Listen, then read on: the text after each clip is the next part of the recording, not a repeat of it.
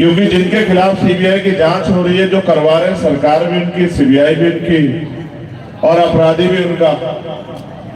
तो मैं एक वचन देते हुए उससे जरूर कहूंगा कि मेरी बहन याद रखना, जिस दिन ताकत हमारे हाथ में होगी, ऐसे गुंडों का ऐसा इलाज करेंगे, उनकी कई कई पीढ़ियां याद रखें किसी तरह मां को खाते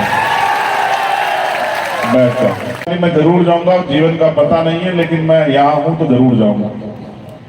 तो पूरी दुनिया में शांति का उपदेश देने वाले महामानव तथागत बुद्ध, संत श्रोमणी सतगुरु रविदास जी महाराज, भगवान वाल्मीकि महाराज, गुरु नानक देव, संत कबीर, गुरु घासीदास, नारायण गुरु संत गाडगे जी महाराज, राष्ट्रपिता ज्योतिबा फूले, छत्रपति साहू जी महाराज, भगवान बिरसा मुंडा,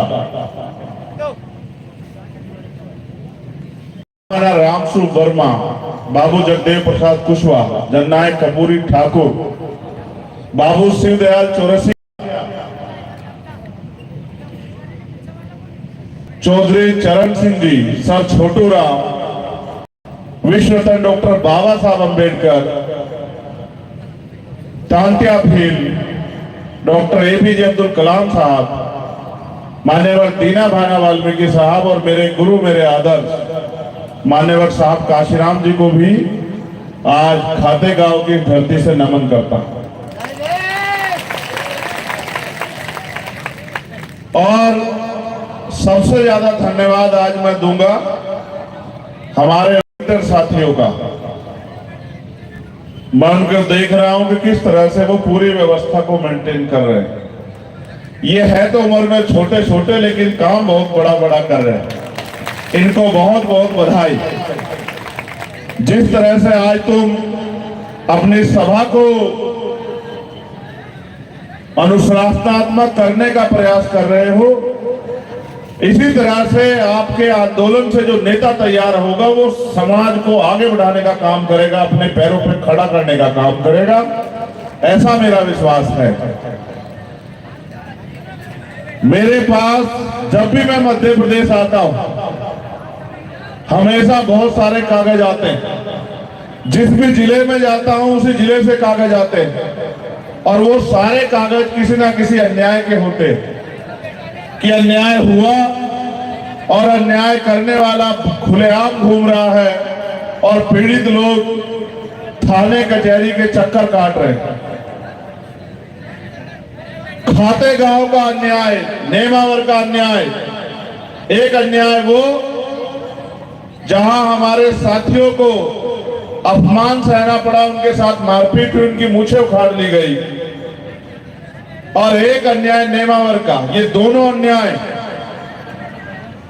मैंने अपने सीने में दर्ज किए हैं,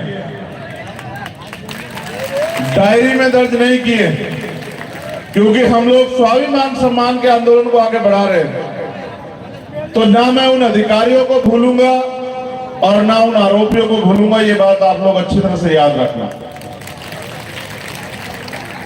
सम्मानित साथियों, मेरी बात पे गौर करना। जब आप अपनी मेहनत का एक एक पैसा लगा के, अपने पूरे दिन को खर्च करके, तमाम तरह की मुसीबतों का सामना करके यहाँ पहुंचे हो, तो आज मैं जो तुम्हें यहाँ से कह रहा हूं वो सीख के जाना और उसको जाके जगत आगे मेरी बात को आपने बढ़ा दिया। तो मैं विश्वास से कहता हूं कि आगे किसी के आगे आपको हाथ नहीं फैलाना पड़ेगा, इस बात को आप याद रखना।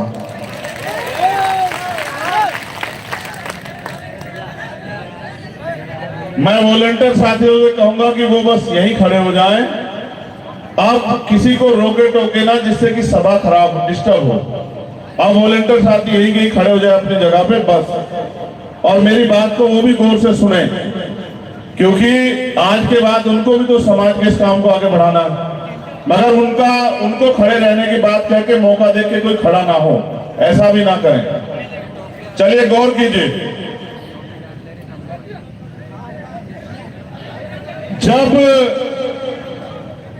भारत आजाद नहीं हुआ था, उस आजादी से पहले हमारे महापुरुषों ने